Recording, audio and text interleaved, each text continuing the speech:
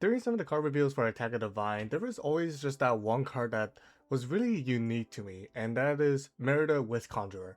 See, when she's in play, she lets you draw a card every time you play a character that comes in exerted.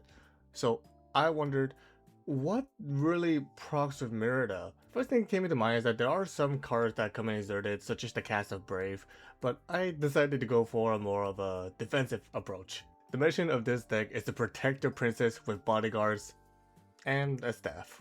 In this video, I wanted to showcase my Amber Amethyst deck and just really show how much card draw we can get out of Merida when we utilize bodyguards, Pawata staff, and even the Horde King himself. Up above, you're going to see my deck list, and you see it's a bit of your typical Dale deck, but there is something a bit weird since we are focusing on Merida, and that is that we're only running 2 bodyguards. I promise you this isn't a bait and the focus is still on Merida. It's just that with this color combination, there isn't really that much bodyguards we can utilize with Merida. But what we do have is Pawata staff and the Horde King itself to really proc at Merida's effect as much as possible. The cool thing about this deck is that we're really able to fill up our board, but also filling up our hand at the same time, though that does require a bit of ink. So really, the core gameplay of this deck is to control the board as much as we can with the Dale package, to then Raging Storm our board, then we'll quickly re-establish our board with the help of Horde King and Merida. First, let's go over some key cards of this deck. One of the first cards I wanted to talk about was Dale's Ready for a Shot. With his ability, while he's on play, anytime your character is involved in a challenge, they deal damage with their willpower instead of their strength power instead. In this deck, we play a lot of characters that has a high willpower but low strength number, so they're not really much of a threat on board, but with Dale, they become very scary very quickly throughout the game. Low cost cards such as Thomas, David, and Velovis are not really threatening, but with Dale on the board, they become a menace to your opponent later on. This package is what's going to help us get through the early to mid game, because this deck really shines more towards the late game instead. Next up, I want to talk about Merida with Conjurer. Her first ability lets us play her exerted in order to draw a card, but it's her second ability that really shines throughout this deck. While she's in play, if you were to play another character exerted, then you get to draw a card. Now, this effect does stack, so in the case you have a Merida on board, and you play another Merida exerted, you get to draw one for the one that's already on board since you played the exerted character, and you get to draw another card from the Merida that you just played. In this deck, we're utilizing David and Sully with the bodyguard trait in order to protect our princess, but also draw the cards with Merida's effect as well. Now, that might not be too many options, but that's why we're running Pawata's staff. See, when we exert Pawata's staff and pay 1 ink, the next character we play can come in and exert it as a bodyguard. So that means any of our characters are viable for Merida as well. There is one card that works super well with Merida to give us a huge card advantage, and that is the Horde King Merciless Master. His ability is that while he's exerted in play, he lets us play character cards from the discard while paying the cost. But here's the cool thing about this. When we play character cards using the Horde King's effect, they come into play exerted. And guess which card really loves playing exerted cards? The thing about the Horde King is that if we're talking on a normal run, it takes him a whole turn in order to be able to use this effect, since he has to be exerted, whether that's be questing or challenging. Or does it? I mean, theoretically, if we were to use Pawata's staff to make our next Horde King come to play exerted, then we can theoretically use his ability as soon as possible.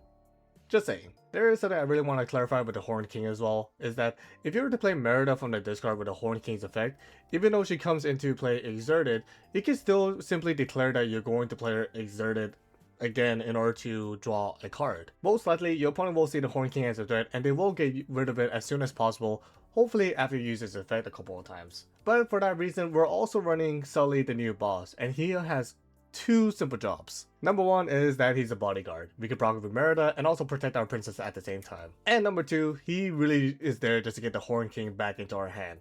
Against certain matchups, we can theoretically loop Sully's effect with the Horde King's effect in order to infinitely loop our resources. Though that's a little bit of a long shot, but hey, it's an idea that might come into play later. Now, we talked about some of the key cards and some of the gameplay. I want to take this moment to talk about the Mulligan really quick.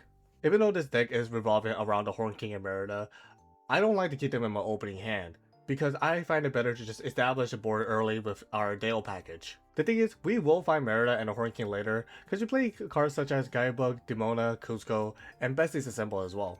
What I find a little bit more important in our opening hand is to find our Dale as well as the beefier characters that pairs well with him. If you ever to find a Guidebook or Bestie's Assemble, those are good to keep as well, as we really want to search for our Dales early on.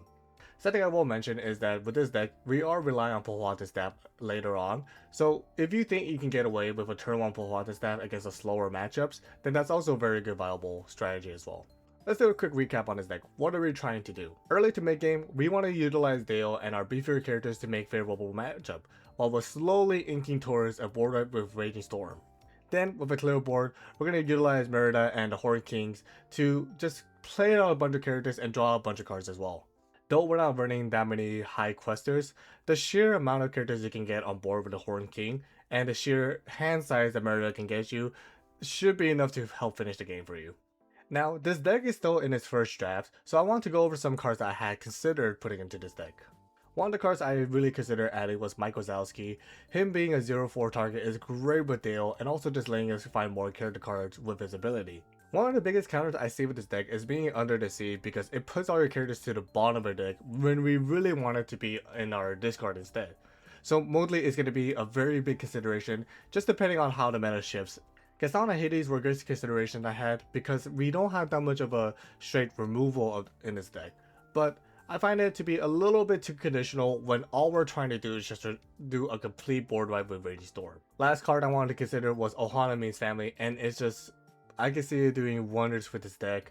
I just haven't tried it out, I haven't found much space, but hey, take this deck, make it your own, and add it in and let me know how it is in the comments. Anyways, that's going to wrap up this video. You guys have shown so much support within these past few videos, so really from the bottom of my heart, thank you so much, I really do appreciate it. If there were any decks that you're very interested in seeing, comment below what in combination you want to see in the next video, and also subscribe to the channel for more Laconic content. But once again, thank you so much for watching, and I'll be back with another video.